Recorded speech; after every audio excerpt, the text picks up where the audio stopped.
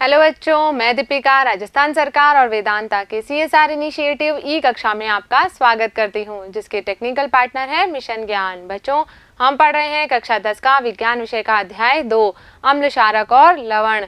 इस पाठ के पिछले भागों में हमने समझा था कि अम्ल और क्षारक क्या होते हैं, किस तरह से अम्ल और क्षारक की अभिक्रिया से लवण का निर्माण होता है। इसके अलावा हमने अम्ल और क्षारक की प्रबलता के बारे में भी समझा था। अब इस भाग में हम लवण के बारे में समझेंगे। लवण के बारे में और अधिक जानकारी हम प्राप्त करेंगे कि किस तरह से इन लवणों का उपयोग विभिन्न रसायनों के निर्माण में किया जाता है। तो चलिए शुरू करते हैं।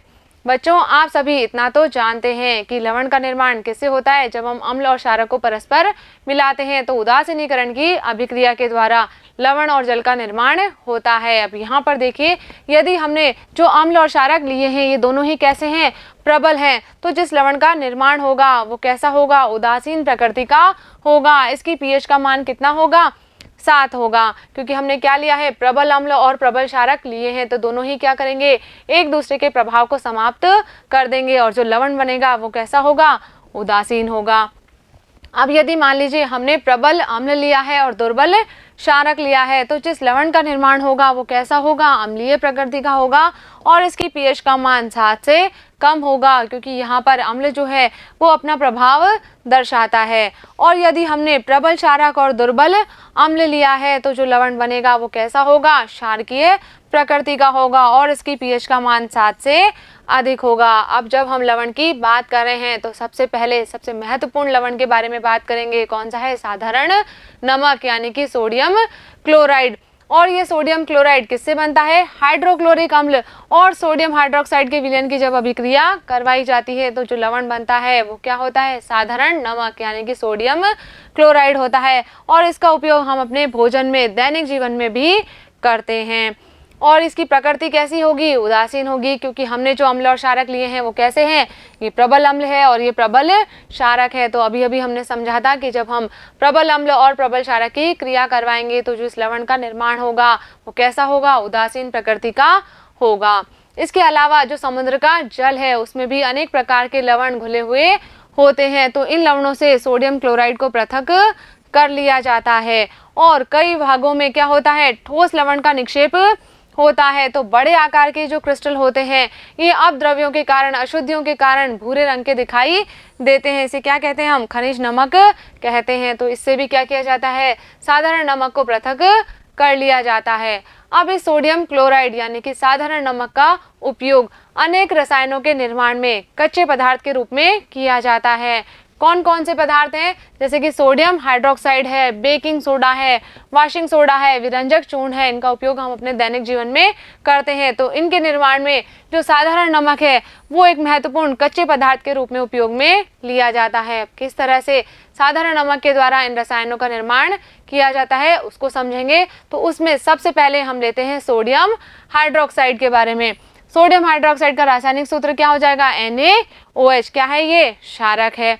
किस तरह से होता है इसका निर्माण, कि जब सोडियम क्लोराइड के जलीय विलयन में विद्युत धारा प्रवाहित की जाती है, इसका विद्युत अपघटन किया जाता है, तो यह वियोजित होकर सोडियम हाइड्रोक्साइड उत्पन्न करता है और इस प्रक्रिया को हम क्लोर क्षार प्रक्रिया भी कहते हैं। क्यों कह रहे हैं, क्योंकि इसके अंदर क्लोरीन गैस का निर्माण होता है और क्षारक सोडियम हाइड्रोक्साइड का निर्माण भी होता है। किस तरह से होती है अभिक्रिया, 2NaCl + 2H2, जब इसका हमने विद्युत अपघटन कराया है तो किसका निर्माण होगा, यहाँ पर 2NaOH सोडियम हाइड्रोक्साइड का। इसके अलावा क्लोरीन गैस और हाइड्रोजन गैस भी इस प्रक्रिया में मुक्त होती है। तो ये जो क्लोरीन गैस है ये कहाँ पर मुक्त होगी, ये एनोड पर मुक्त होती है, जबकि जो हाइड्रोजन गैस है ये कैथोड पर मुक्त होती है। और जो सोडियम हाइड्रोक्साइड विलयन का निर्माण हुआ है ये भी कहाँ पर होता है, कैथोड पर होता है।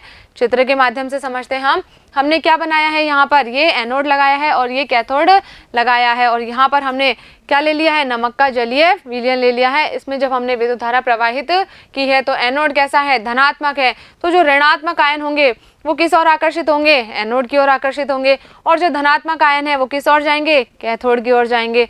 तो क्लोरीन गैस कहाँ पर मुक्त होगी, एनोड पर, और हाइड्रोजन गैस कैथोड पर मुक्त होती है। और इस अभिक्रिया के परिणाम स्वरूप जो उत्पाद प्राप्त होते हैं उनका भी अलग अलग उपयोग किया जाता है। जैसे कि जो क्लोरीन गैस है इसका उपयोग किसमें करेंगे, जल की स्वच्छता में स्विमिंग पूल, पीवीसी, रोगाणुनाशक, सीएफसी या कीटनाशक के रूप में उपयोग किया जाता है और हाइड्रोजन गैस को ईंधन के रूप में प्रयोग करते हैं। इसके अलावा मार्गरीन, खाद आदि के लिए अमोनिया के रूप में उपयोग करते हैं। और जो क्षारक हमें प्राप्त हुआ है यहाँ पर NaOH, इसका प्रयोग हम धातुओं से ग्रीस हटाने के लिए, साबुन एवं अपमार्जक में या फिर कागज बनाने के लिए और कृत्रिम फाइबर के रूप में उपयोग में लेते हैं। तो इस तरह से हम क्या कर सकते हैं, सोडियम क्लोराइड जो हमारा साधारण नमक है उसके द्वारा सोडियम हाइड्रोक्साइड का निर्माण कर सकते हैं।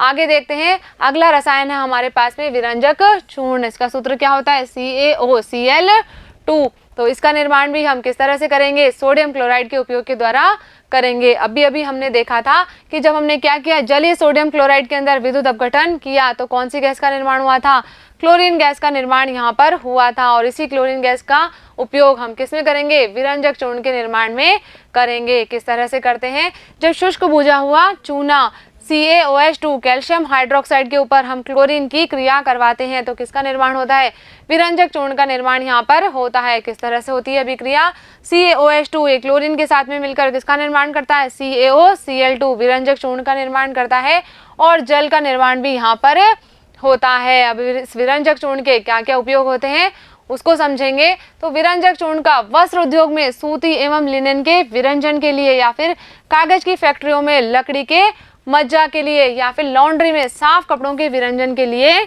किया जाता है। और जो अलग अलग रासायनिक उद्योग होते हैं इनमें उपचायक के रूप में भी इस विरंजक चूर्ण का उपयोग होता है। इसके अलावा पेयजल को शुद्ध करने के लिए, जीवाणुओं से मुक्त करने के लिए भी किसका प्रयोग करते हैं, विरंजक चूर्ण का उपयोग करते हैं। चलिए आगे बढ़ते हैं, अगला रसायन हम यहाँ पर ले रहे हैं बेकिंग सोडा। क्या होता है इसका सूत्र, NaHCO3। इस बेकिंग सोडे का उपयोग हम किस में करते हैं, खाने में करते हैं। जब हमें खस्ता पकौड़ी बनानी है या फिर खाने को शीघ्रता से पकाना है तो उसमें हम क्या डाल देते हैं, बेकिंग सोडा डाल देते हैं। किस तरह से होता है इसका निर्माण, इसका जो रासायनिक नाम है वो क्या है, सोडियम हाइड्रोजन कार्बोनेट। यहाँ पर देखते हैं, देखिए सोडियम है, हाइड्रोजन है और कार्बोनेट है। तो इसके निर्माण में भी हम क्या कर रहे हैं, सोडियम क्लोराइड का एक मूल पदार्थ के रूप में उपयोग में करते हैं। क्या करते हैं हम, देखिए NaCl plus H2O plus CO2 plus NH3 ये मिलकर किसका निर्माण करेंगे, सोडियम क्लोराइड का। और इस अभिक्रिया में सोडियम हाइड्रोजन कार्बोनेट का निर्माण भी होता है।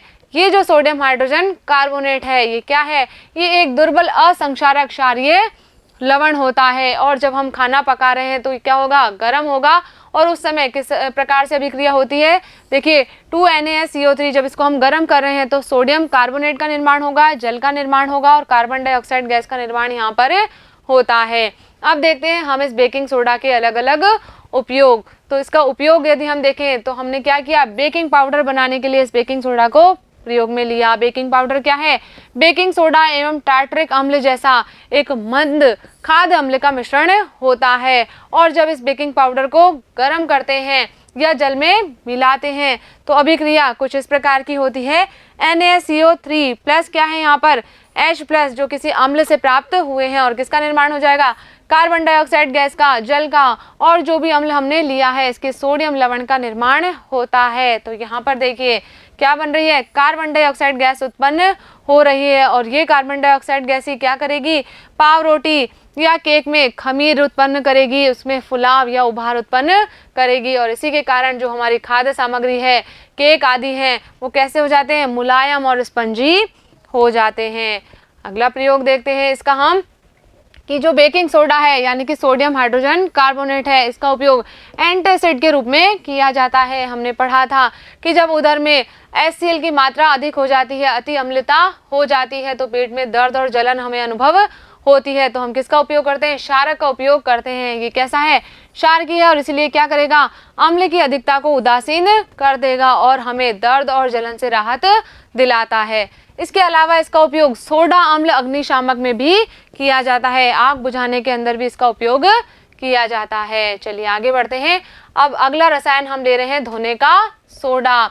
इसका सूत्र क्या है, Na2CO3.10H2O। जल के अणु जो है वो भी इसके अंदर जुड़े हुए हैं। तो हमने देखा कि जब हम बेकिंग सोडा को गर्म करते हैं तो किसका निर्माण होता है, सोडियम कार्बोनेट का निर्माण होता है। और जब इस सोडियम कार्बोनेट का पुनः क्रिस्टलीकरण किया जाएगा तो क्या मिलेगा, हमें धोने का सोडा प्राप्त हो जाएगा। यह भी कैसा है, एक क्षारकीय लवण है। क्या अभिक्रिया होती है यहाँ पर, जब हमने सोडियम कार्बोनेट की जल के साथ में अभिक्रिया करवाई तो किसका निर्माण होगा, Na2CO3.10H2O यानी कि धोने के सोडे का निर्माण यहाँ पर होता है। के उपयोग के बारे में समझते हैं कि सोडियम कार्बोनेट का उपयोग कांच, साबुन एवं कागज उद्योगों में होता है। इसके अलावा बोरेक्स जैसे सोडियम यौगिक के निर्माण में भी इसका उपयोग किया जाता है और घरों में साफ सफाई करने के लिए भी किसका प्रयोग करते हैं, सोडियम कार्बोनेट का। इसी के साथ साथ जल की स्थायी कठोरता को दूर करने के लिए भी इस सोडियम कार्बोनेट का उपयोग किया जाता है। चलिए आगे बढ़ते हैं।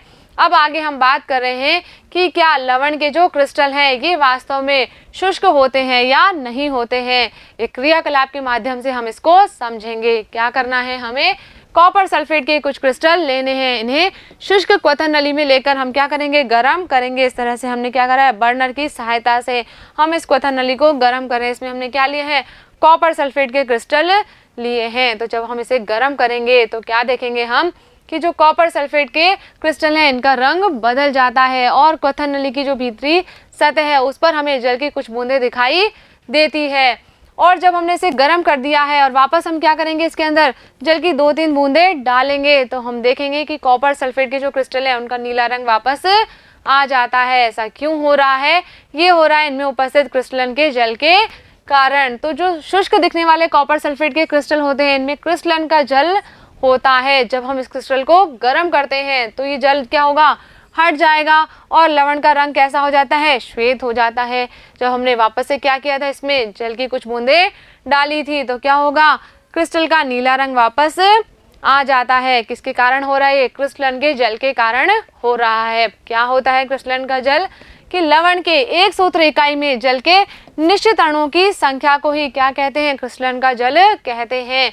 जो लवण का एक इकाई सूत्र है उसके अंदर क्या जुड़े हुए हैं, जल के कुछ अणु जुड़े हुए हैं, उसे हम क्या कहते हैं, क्रिस्टलन का जल कहते हैं। जैसे कि हम बात करें कॉपर सल्फेट की, तो कॉपर सल्फेट के एक सूत्र में जल के कितने अणु जुड़े हुए हैं, 5 अणु उपस्थित होते हैं। और इसीलिए जब हम इसका रासायनिक सूत्र लिखते हैं तो किस प्रकार से लिखते हैं, CuSO4.5H2O। कितने अणु जुड़े हुए हैं, जल के 5 अणु जुड़े हुए हैं। यदि हम बात करें जिप्सम की, तो जिप्सम में भी क्या है, क्रिस्टलन के जल के रूप में 2 अणु उपस्थित होते हैं। तो सूत्र क्या हो जाएगा इसका, CaSO4.2H2O। 2 अणु यहाँ पर किसके जुड़े हुए हैं, जल के जुड़े हुए हैं। चलिए आगे हम बात कर रहे हैं प्लास्टर ऑफ पेरिस के बारे में। क्या होता है प्लास्टर ऑफ पेरिस कि जब जिप्सम को 373 केल्विन पर गर्म किया जाता है तो ये क्या करता है, जल के अणुओं का त्याग कर देता है और कैल्शियम सल्फेट अर्ध हाइड्रेट या हेमीहाइड्रेट में बदल जाता है। क्या होगा इसका सूत्र, CaSO4.5H2O। यहाँ पर जल का आधा अणु क्रिस्टलन के जल के रूप में जुड़ा होता है। तो इसे हम क्या कह रहे हैं, प्लास्टर ऑफ पेरिस कहते हैं। और इसका उपयोग डॉक्टर टूटी हुई हड्डियों को अपनी सही जगह पर स्थिर करने के लिए करता है। आपने देखा होगा कि जब कभी किसी के हाथ या पांव में फ्रैक्चर आ जाता है तो डॉक्टर क्या करता है, उस स्थान पर प्लास्टर चढ़ा देता है जिससे हड्डी जो है वो अपने सही स्थान पर जुड़ जाती है। ये जो प्लास्टर ऑफ पेरिस होता है कैसा होता है, सफेद रंग का एक चूर्ण होता है जो जल के साथ में अभिक्रिया करके वापस किस में बदल जाता है, जिप्सम में बदल जाता है और सूख कर जो है ये ठोस पदार्थ बना लेता है। क्या अभिक्रिया होती है यहाँ पर, CaSO4.5H2O ये जल के 1.5 अणु के साथ में क्रिया करता है और किसका निर्माण कर लेता है, CaSO4.2H2O वापस से जिप्सम का निर्माण कर लेता है। तो यहाँ पर हम देखते हैं कि जल का केवल आधा अणु जो है वो क्रिस्टलन के जल के रूप में जुड़ा होता है। कैसे जुड़ता है आधा अणु कि जब CaSO4 के 2 इकाई सूत्र क्या करेंगे, जल के एक अणु के साथ में साझेदारी करते हैं तो एक CaSO4 के साथ में कितना जल का अणु आ जाता है, आधा जल का अणु जुड़ जाता है। इस प्लास्टर ऑफ पेरिस के कुछ अन्य उपयोग भी हैं। कौन कौन से हैं, जैसे कि खिलौना बनाने में, सजावट के सामान बनाने में या फिर सतह को चिकना बनाने में भी इसका उपयोग किया जाता है। तो इस तरह से अलग अलग रसायनों का उपयोग हम अपने दैनिक जीवन में करते हैं। तो यहाँ पर हमारा ये भाग कंप्लीट हो गया है। अब क्या करेंगे, हम इस भाग से संबंधित कुछ अभ्यास प्रश्न करेंगे जो कि हमारी पाठ्य पुस्तिका में दिए गए हैं। तो सबसे पहला प्रश्न हमें दिया गया है कि CaOCl2 यौगिक का प्रचलित नाम क्या है। क्या नाम है इसका, इसका नाम है विरंजक चूर्ण। अगला प्रश्न दिया है, उस पदार्थ का नाम बताइए जो क्लोरीन से क्रिया करके विरंजक चूर्ण बनाता है। तो हमने देखा था कि जब कैल्शियम हाइड्रोक्साइड की हमने क्लोरीन से अभिक्रिया करवाई थी तो किसका निर्माण हुआ था, विरंजक चूर्ण का निर्माण हुआ था। तो यहाँ पर उस पदार्थ का नाम क्या हो जाएगा? कैल्शियम हाइड्रोक्साइड हो जाएगा। अगला प्रश्न दिया है, कठोर जल को मृदु करने के लिए किस सोडियम यौगिक का उपयोग किया जाता है? किसका प्रयोग करते हैं हम? सोडियम कार्बोनेट का। तो क्या लिखेंगे हम कि कठोर जल को मृदु करने के लिए सोडियम कार्बोनेट का उपयोग किया जाता है। अगला प्रश्न देखते हैं, आगे दिया है, सोडियम हाइड्रोजन कार्बोनेट के विलयन को गर्म करने पर क्या होगा? इस अभिक्रिया के लिए समीकरण लिखिए। तो हमने इस अभिक्रिया को भी समझा था कि जब सोडियम हाइड्रोजन कार्बोनेट को गर्म करेंगे तो क्या बनेगा? सोडियम कार्बोनेट बनेगा, जल बनेगा और कार्बन डाइऑक्साइड गैस का निर्माण होता है। तो अभिक्रिया हम किस प्रकार से लिखेंगे? 2NaCO3 इसको जब गर्म कर रहे हैं तो Na2CO3 सोडियम कार्बोनेट, जल और कार्बन डाइऑक्साइड गैस का निर्माण होता है। अगला प्रश्न देखते हैं, आगे दिया है हमें, प्लास्टर ऑफ पेरिस की जल के साथ अभिक्रिया के लिए समीकरण लिखिए। तो इस समीकरण को भी हम समझ चुके हैं। क्या करेंगे यहाँ पर हम CaSO4 डॉट हाफ H2O की किससे अभिक्रिया कराएंगे? जल के 1.5 अणु के साथ में अभिक्रिया करवाएंगे। तो क्या होगा यहाँ पर? CaSO4 डॉट 2H2O का निर्माण हो जाएगा, जिप्सम का निर्माण यहाँ पर हो जाएगा। और क्या होता है? ये सूखकर कठोर पदार्थ में बदल जाता है। तो यहाँ पर हमारे ये प्रश्न भी कंप्लीट हो गए हैं। इसी के साथ साथ ये पार्ट भी हमारा यहाँ पर पूरा हो गया है। मुझे उम्मीद है कि इस वीडियो में हमने जो भी बातें की है वो आपने अच्छे से समझी होगी और अपनी कॉपी में नोट भी कर ली होगी। तो मिलेंगे हम अगले वीडियो में इस पार्ट के अभ्यास प्रश्नों के साथ। तब तक आप पढ़ते रहिए, आगे बढ़ते रहिए। धन्यवाद।